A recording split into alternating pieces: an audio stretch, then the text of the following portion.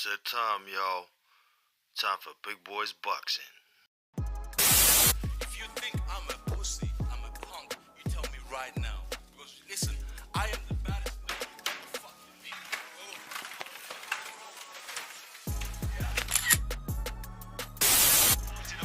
So they'll get a bit of energy. Yeah. It's good night. It is all over in the 11th round.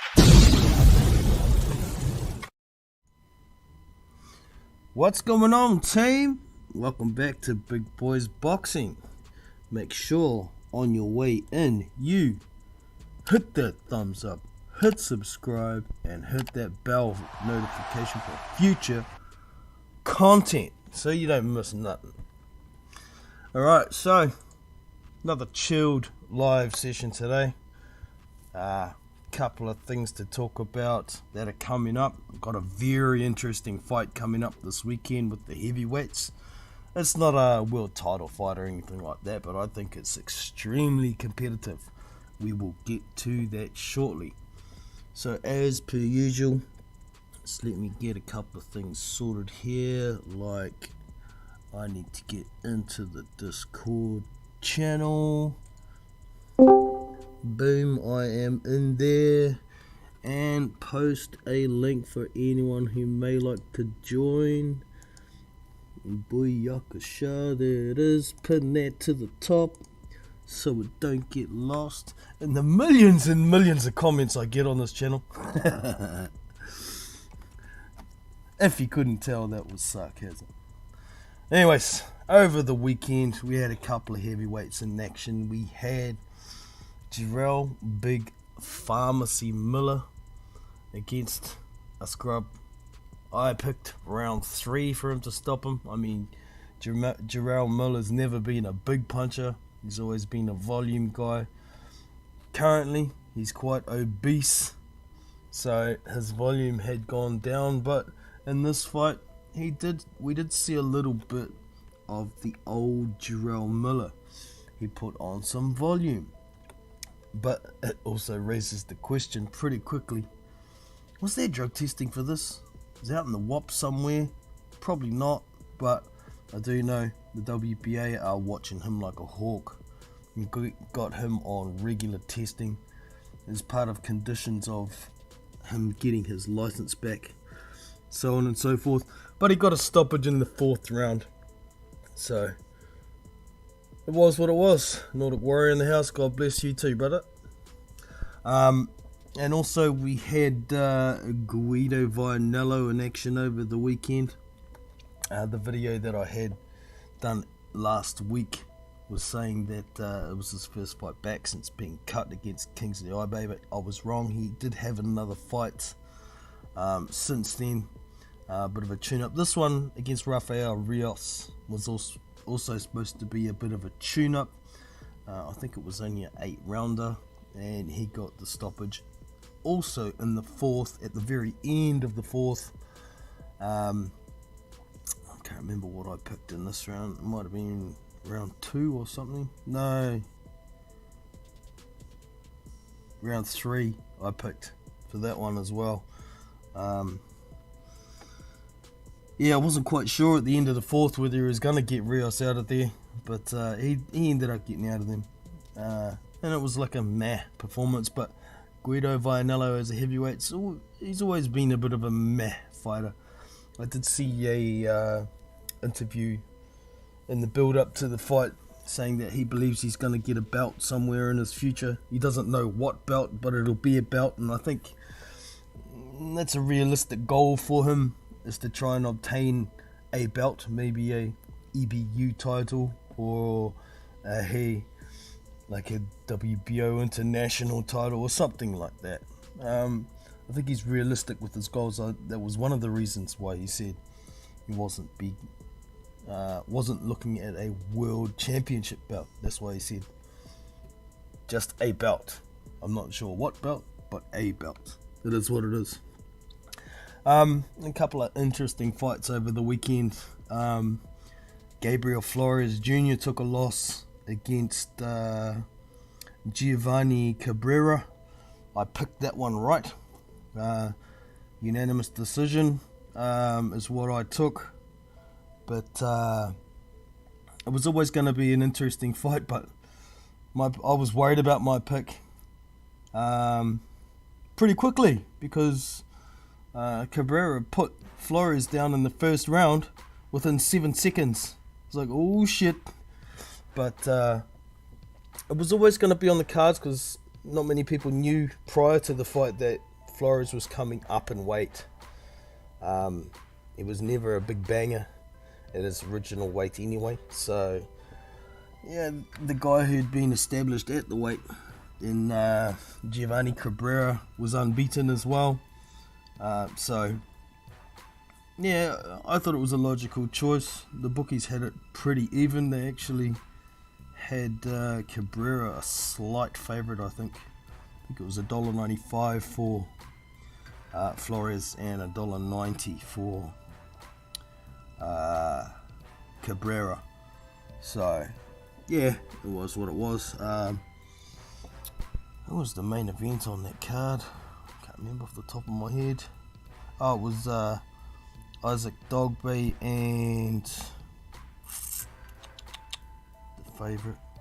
Shit, I can't remember his name. I'd picked the favourite. Far out, that's gonna annoy me. I better look that up now. I'd picked the guy who was favourite to win by UD, but Dogby put up a good fight. I guess I underestimated Dogby a bit, but he got a split decision win. Even on the scorecards, I had Dogby losing 115, 113, or 116, 112, I think, and it went the other way. Let me hold on.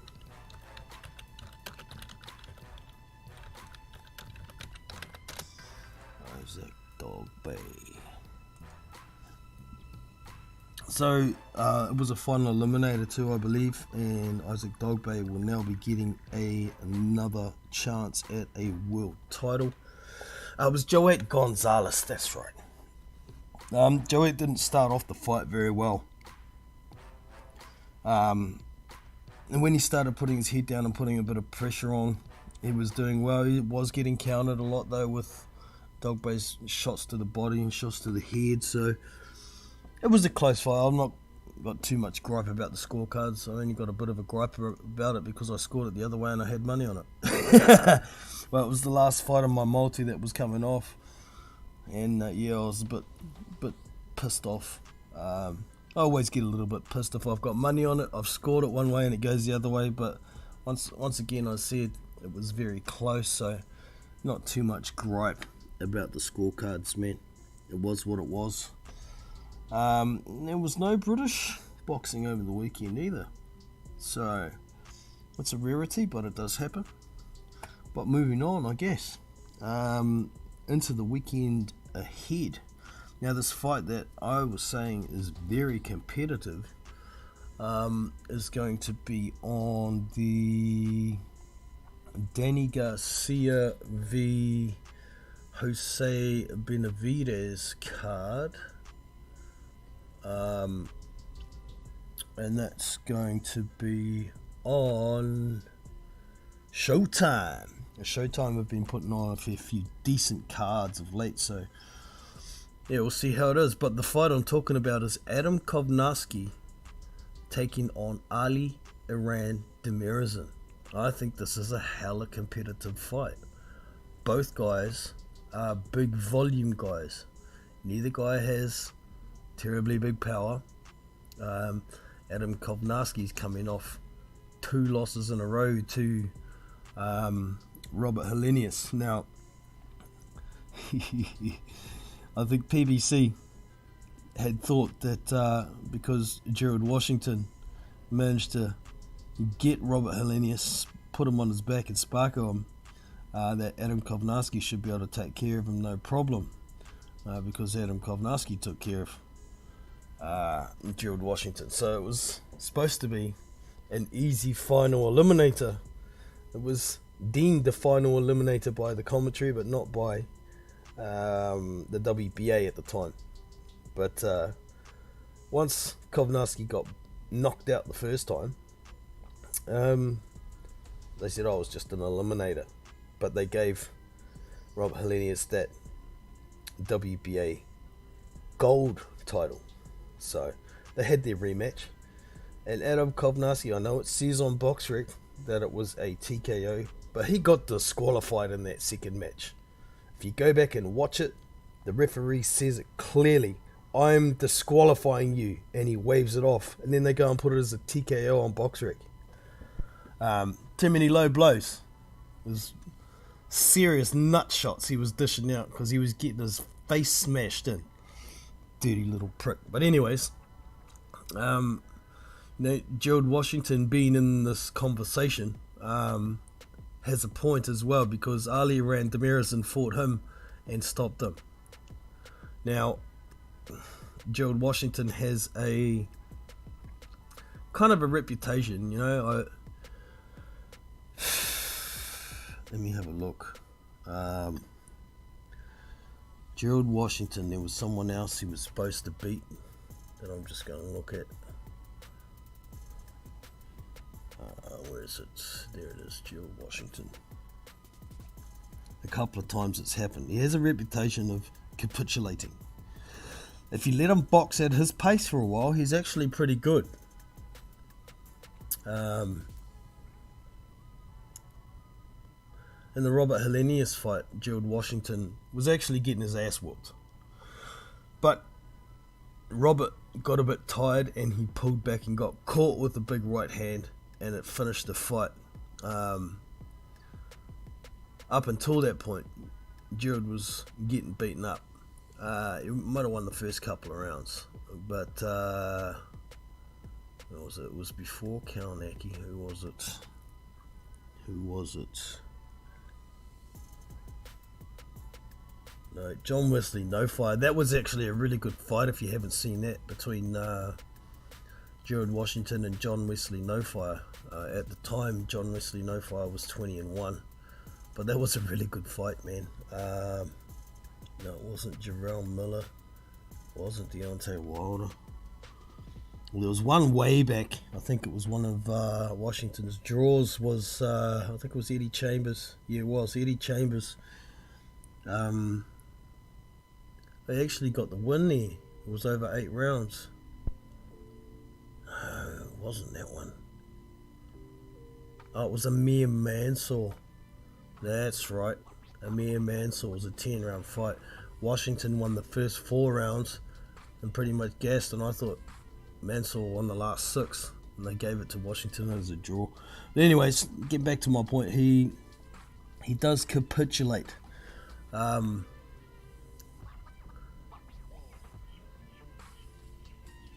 No, Gerald Washington was supposed to be fighting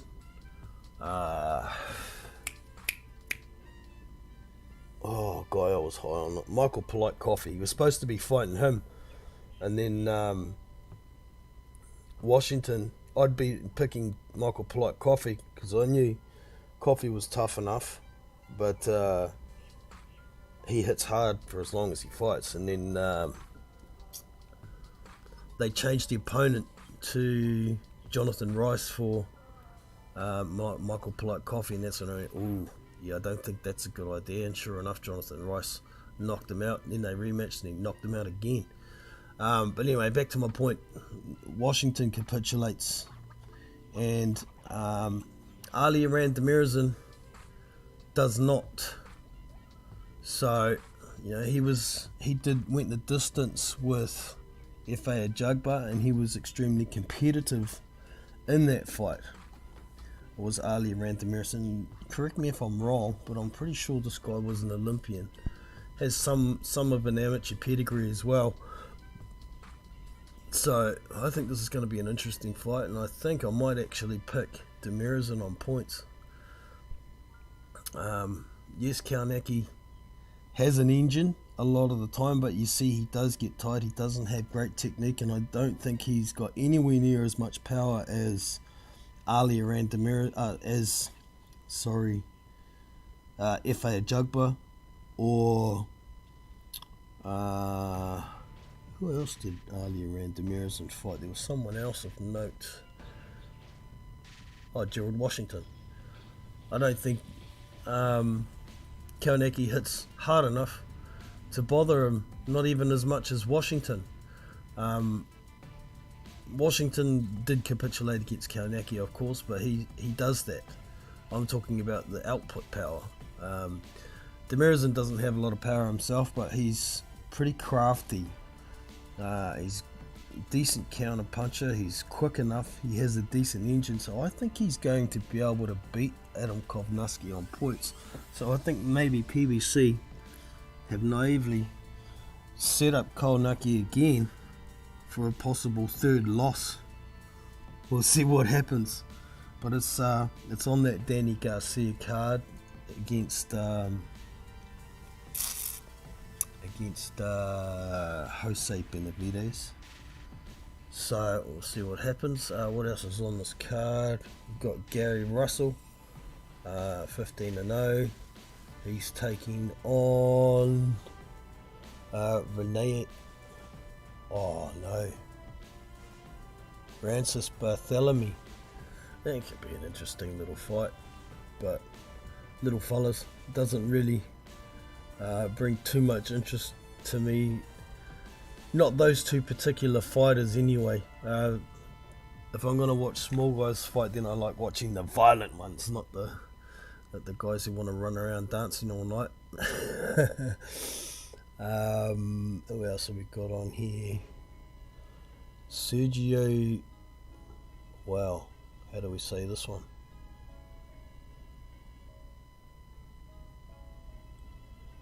Derenayachik. I don't even know who this dude is. 13-4 in a 10 rounder against Joshua Conley. Okay, don't even know who these dudes are. 17-3. Middleweights, okay. Super middleweight fight here as well. Junior Yonan.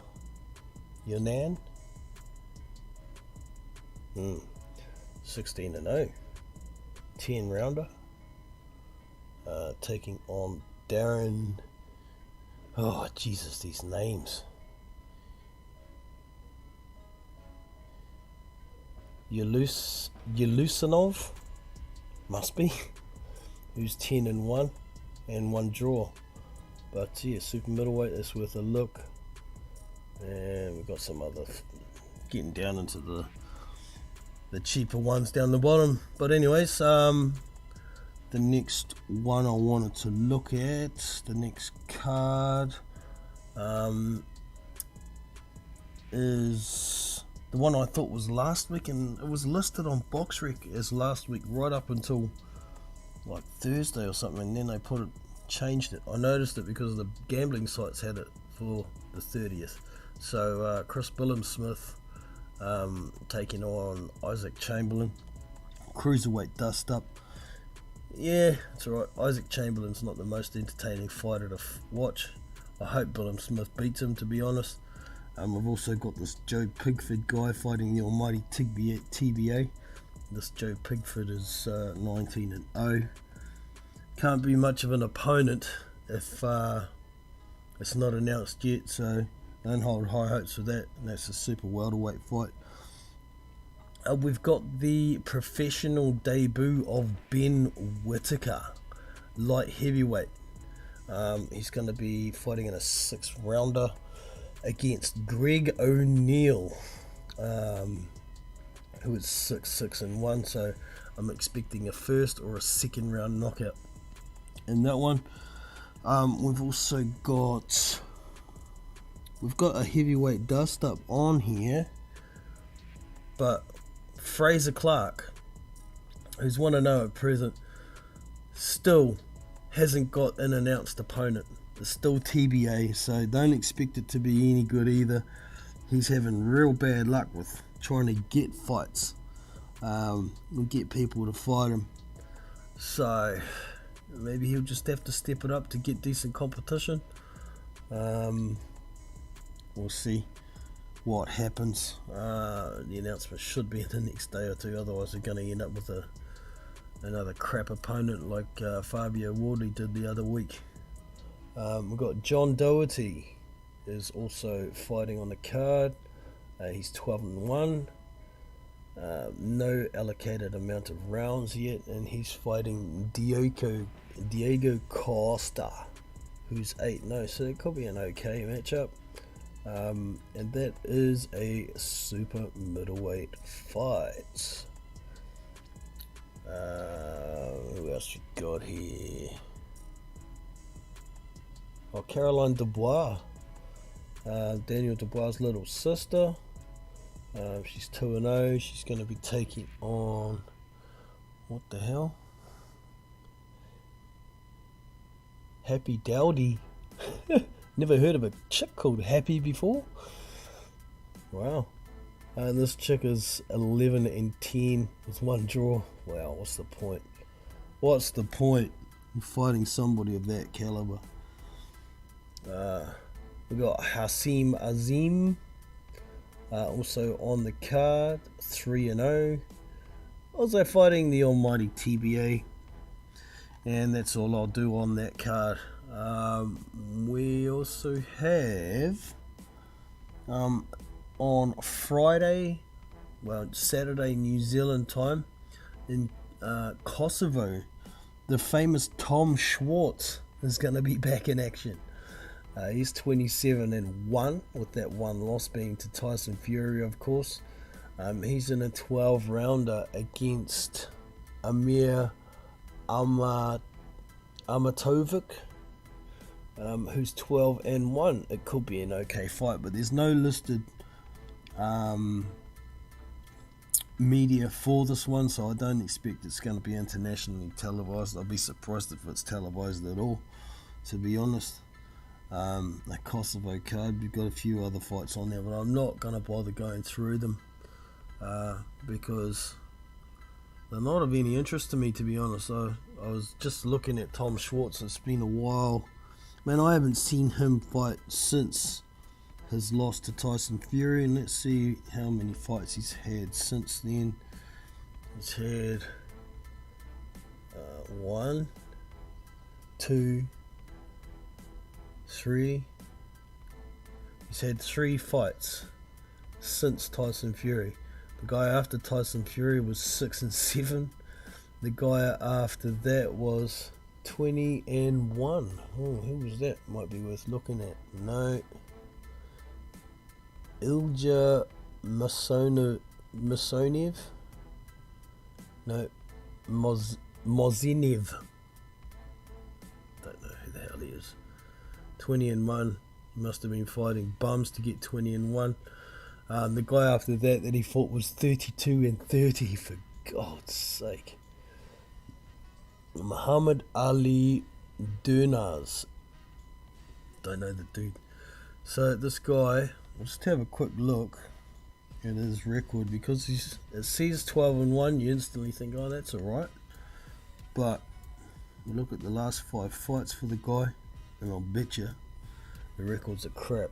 11-1 in his last fight was his opponent. Oh, there you go. 18-32, 18-33 for the one before that. And he fought someone who was 13-0. Oh, Filip Hrgovic. That was one of his losses, obviously. Who else we got here? The guy before Hrgovic was 10-10. I mean, most of his record looks pretty padded, so I'm not going to be expecting too much from him. Let's see how Hrgovic knocked him out. TKO in the 3rd round of 10. So he managed to go 3 rounds with Hrgovic, which means he's likely better than Eric Molina.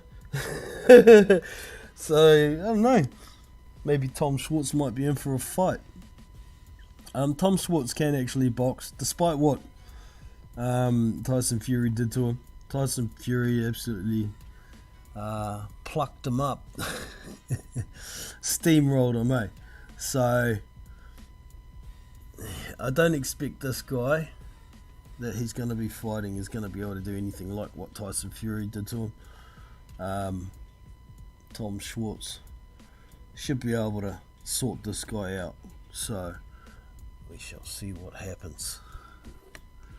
Alright, nothing else going on in the chat, that's fine.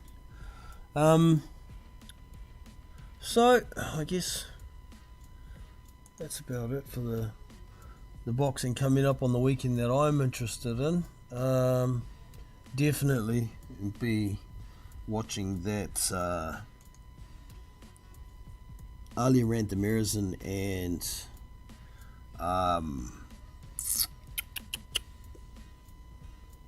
Adam Kopnarski fight. That's going to be the fight of the weekend for me. I might even do a live commentary stream for that one in particular, just the one fight, not the whole card.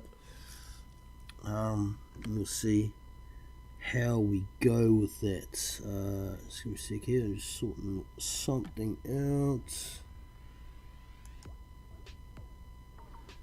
There we go. Now I can do a sound check without anything messing up. Yeah, it's working. Yeah, sweet. So, into a bit of news, I guess.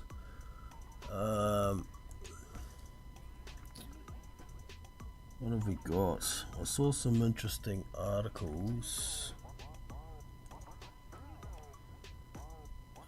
Hopefully I didn't mess up my stream just then.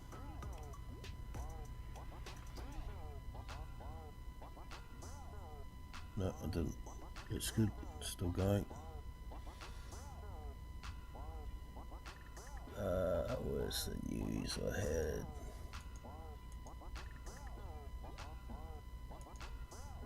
had a few articles to look at. First, there's still not really any promotion for the Joshua v Usyk fight going on. It's going to be happening on the 20th of August. It's less than a month away. We still ain't got shit in the way of promotion. I notice there's no confirmed broadcaster either.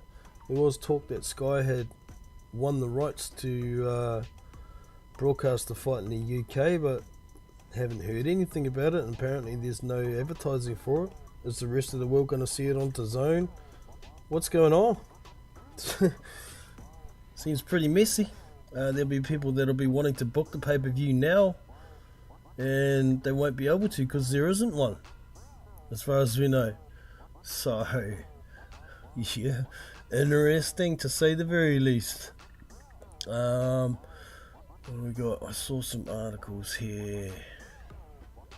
Just trying to find them again. Well, Tony Bellew, if Canelo is on his A game, he should beat Bivol in the rematch. I don't believe him. I don't believe anything Bellew says though. It's an absolute Bellew.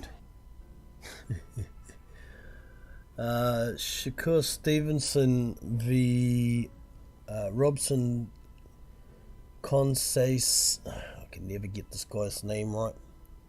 Conceição. That's it. That's going to be happening, what is it, October or something. But they're putting out all the information already. That's the way you do it. People can look up the shit and it's all done already. Alright, here's one of the ones I was looking for. Joshua. I saw a lot of coaches before settling a new trainer. Robert Garcia was the standout. Well, I don't know about this new coach. I mean, I'm sure he's a good coach, but now I don't know if it's the right time to be switching coaches. Usually it takes 2 or 3 fights to gel properly with a coach. I know Garcia's been in and out of camp. He'd go to the UK and spend a couple of weeks, then leave, and Angel Fernandez would be continuing. Then I heard Joshua went to the States and did a couple of weeks over there with Robert Garcia. I mean, it seems pretty inconsistent, and I don't think now's the right time to change coaches. Angel Fernandez has been with him for some time. as well as Robert McCracken. But yeah, Robert McCracken had to go. That's for sure. It was very stagnant. So I guess to a degree, Garcia putting in his input now and then isn't such a bad thing, rather than trying to gel full on with a new coach. One thing's for sure though, Robert Garcia will have a proper game plan instead of standing in the corner saying brilliant, brilliant when Joshua's losing. So clear, concise instructions for Joshua is what he needs. I'm still skeptical about his ability to adapt, even if he's getting the right instructions. But we'll get more into it when the fight gets closer. I saw another article here from, here we go, no, that's Danny Garcia, Usyk. Now I might actually let the computer read this one out because I haven't proper read it myself. So I have to turn my desktop volume on. Give me a sec. Browser audio. Turn it down a bit because it'll be loud as shit. Alright, so we will get this going. Hold on a sec. Where is my computer hole?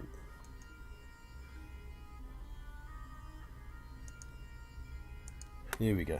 Usyk, it was a really difficult fight for me. Afterward at hotel I fell asleep sitting up. Alexander Usyk does not agree with the notion that his unanimous points win over Anthony Joshua last year was a total breeze. While Usyk wrested the WBO, WBA, IBO and IBF heavyweight titles in largely dominant fashion over Joshua at Tottenham Hotspur Stadium in London in September, the Ukrainian heavyweight clarified in a recent interview that Joshua proved to be a formidable foe. The proof. After the fight, at the hotel, Usyk said he dozed off while still sitting up. It was a really difficult fight for me, Usyk said. Everybody keeps saying it was an easy walk, but no, it wasn't. It was a hard fight for him and for me. After the fight I came back to the hotel and I took some food and I fall asleep sitting up. Usyk's southpaw straight lefts, nimble footwork, and feints kept Joshua off kilter the entire night of their 12-round affair. At times, Joshua even looked completely befuddled. Toward the end of the 12th round, Usyk was rocking the British star left and right with power punches. The comprehensiveness of Usyk's victory understandably lent the perception that Usyk had coasted to victory. While Usyk, a former undisputed champion at cruiserweight, commanded the action, his face reflected the type of damage he absorbed from the bigger Joshua.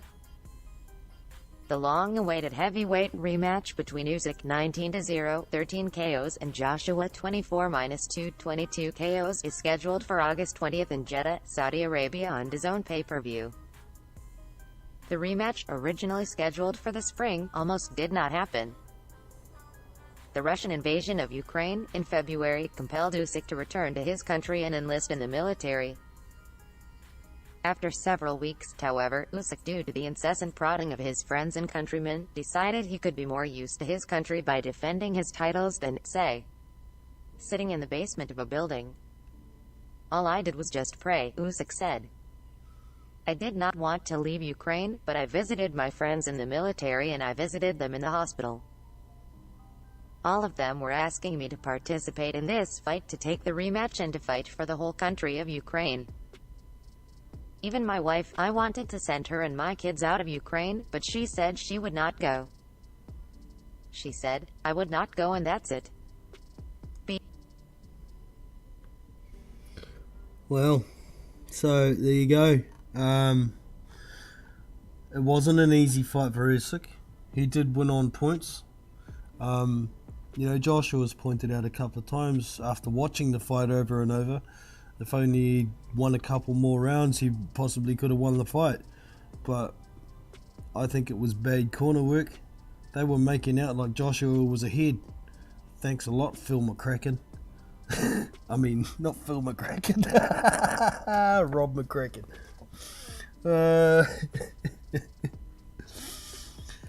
So yeah, it was what it was, man.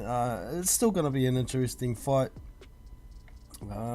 With this new coach from Joshua, hearing stories about Usyk beating up sparring partners, sending them home after a couple of days because they're just not good enough or they can't handle the jandal, you know. I can't remember who it was, but there was only one guy that's been consistently there and doing well. Can't remember his name. Can't even remember what nationality he was. I think he's a big dude, 6'6", might even still be an amateur. Can't remember off the top of my head. But anyways, it was what it was. What have we got in here? A very British Bob Ross. Hi, mate. How are you? Can I ask a question? If you was a promoter, what fighter would you pick to be? Oh, sorry, what have I got here? If I was a promoter, what fighter would I pick to be in your stable? And what fighter would you make?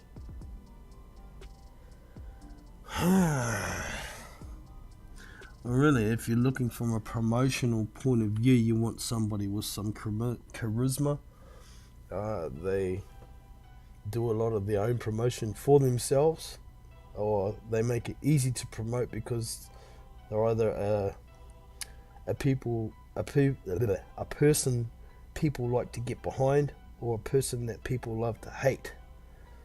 You know,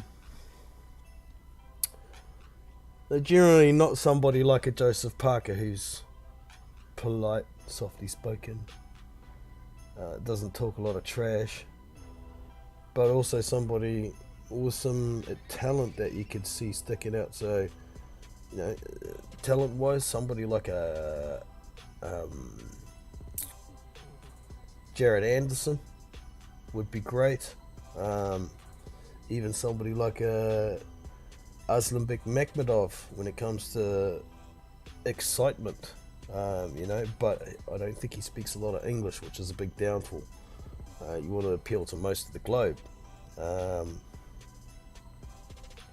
Jai Opataya, talent. He doesn't speak with overconfidence, but he keeps it real. I like him. He would be good to promote. Dean Lodigan, from DL Promotions, formerly known as Duco, has him. Excitement wise as well, Hemi Ahio. He is being very, very badly promoted. I think he's recently signed with Lou DiBella. I mean, that dude's like 19-0. Knocks out just about everybody he fights. Is all action, and nobody knows who the hell he is. You know, I would love to see somebody that exciting get promotion, kind of like Alan Babbitt. You know, somebody that's that exciting with the right promotion is a good money maker and can do quite well for themselves. Looks like Alan Babbitt's going to be getting himself a Bridgerweight title shot, and he hasn't really fought anybody of any actual note yet due to his promotion, whereas somebody like Hemi Ahio, who's got more fights, is just as exciting, if not more exciting and more devastating. Can't get those opportunities because Lou DiBella sucks, but in all fairness to Lou DiBella, he's only had him for a couple of fights, I think. So who else? Oh, that kid. The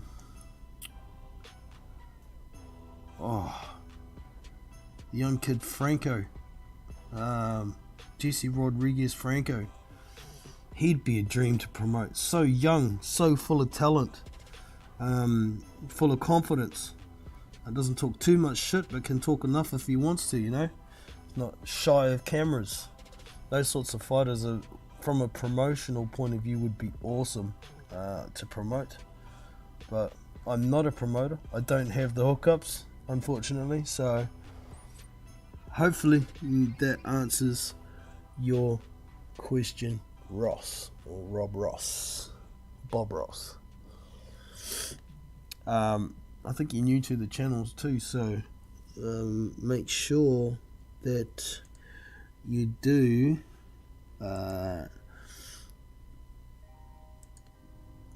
hit that like, hit subscribe, and hit the bell for future notifications. Other news worth talking about. I'm actually quite looking forward to a fight next week, and I'm kind of embarrassed to say it that I'm going to be watching this social media influencer fight in Jake Paul. But the biggest reason I want to see this fight is because I'm hoping my guts out that the first real boxer that he's faced in Hasim Rahman Jr., who isn't that great, beats the living snot out of this big mouth kid, gives him a piece of humble pie, and sorts it out. Cheers, mate. That's sweet. To answer the question then, it's all good.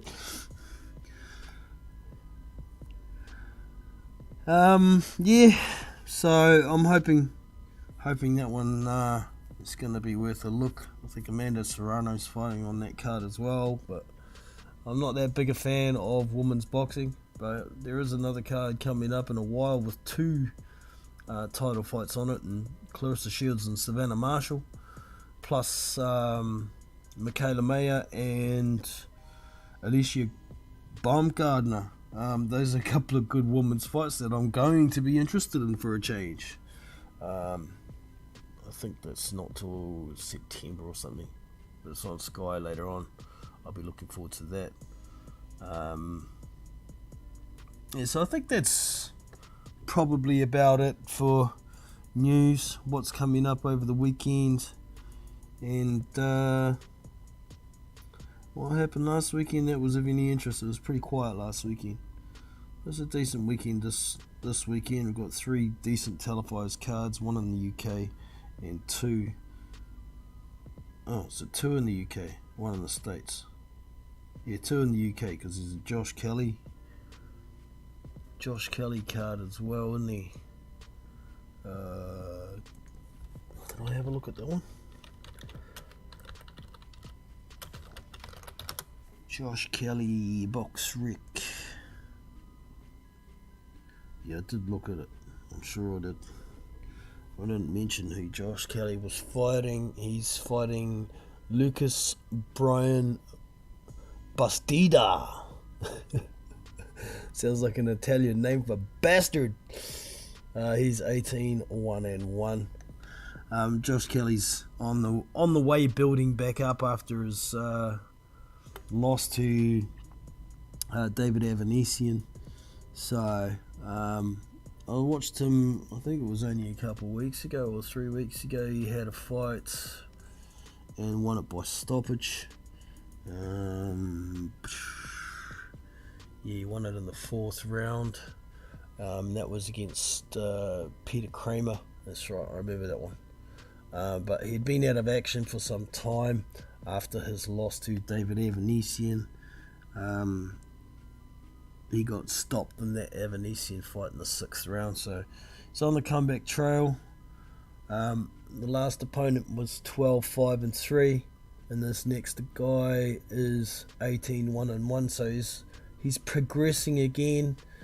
We'll see how far he can go, but good to see Josh Kelly back on the horse and kind of working his way back into it.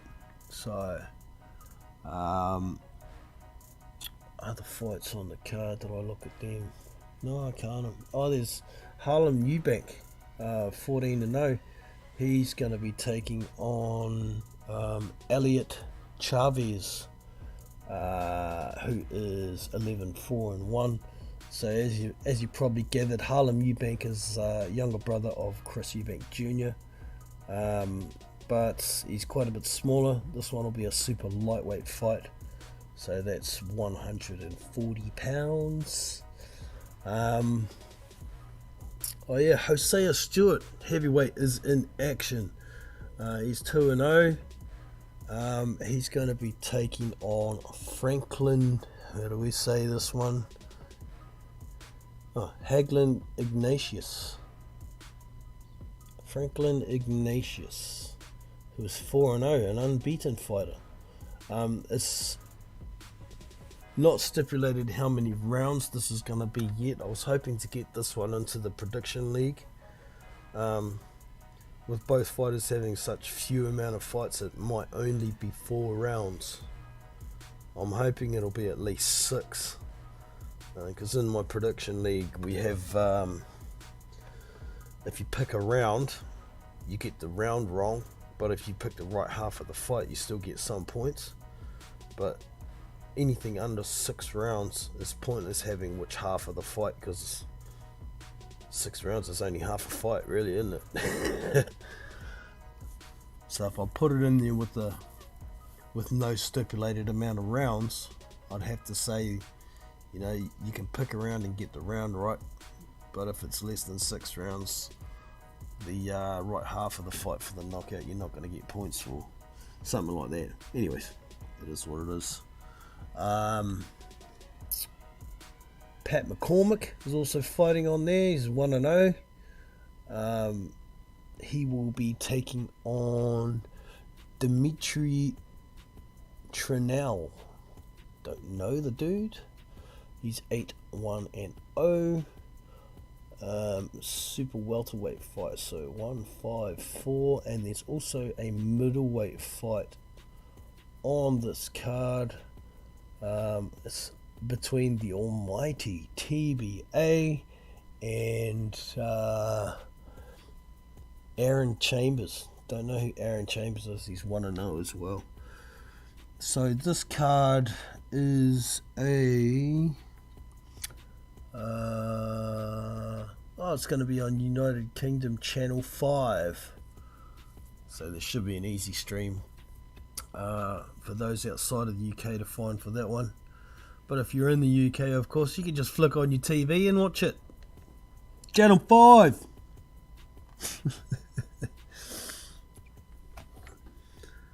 Alright, we got over here? Got another question from Rob Ross. Just one more question. If it's okay, what's your thoughts of the rumoured bout between Chris Eubank Jr. and Conor Benn?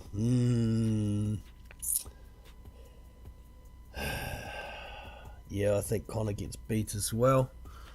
I think it's a money grab fight. You know, if he moves up out of his comfort zone out of 147, I mean, he's not a big welterweight either, really, is Conor Benn. So moving up to, what's the rumoured weight, 156, I think it is. It's getting up there, but I'm pretty sure there'd be a rehydration clause for Eubank as well, so he doesn't get over 160 or 164 or some crap, to try and make it as fair as possible, because Eubank getting down to that weight, I mean, he's been, how did Frank Warren put it? He's been a prospect for 13 years. It's about right. But, you know, I also think Eubank would beat him, but I'm still not convinced that it's going to happen, to be honest. I see Demetrius Andrade has been calling out Chris Eubank Jr. There's $1 million payday in it as well, so it could be more attractive to Eubank, and it's a more realistic fight. You know, if they're both fighting at 168, it makes more sense to me, and it could make more dollars. However, I know Conor Benn and Chris Eubank Jr. Do have a good presence in the UK. If they were to fight as a pay-per-view, it's a novelty fight really if it does happen. I think, yeah, Conor Benn would probably get stopped maybe 7 or 8 rounds by Chris Eubank Jr. It's just too big, man. It's too big of a jump. But you never know. It would really make me laugh if Conor managed to spark out Chris Eubank Jr. That would end him, wouldn't it? If you get sparked out by a not so big welterweight, the whole world would be laughing at him.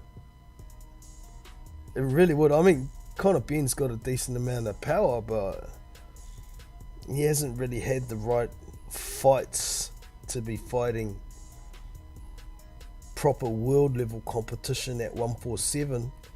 And Chris Eubank Jr.'s been around for years, fighting at European level, I guess you could call it. European and domestic level, he's got plenty of experience against the small guy, much smaller guy in Conor Benn. I just can't see the sense in it.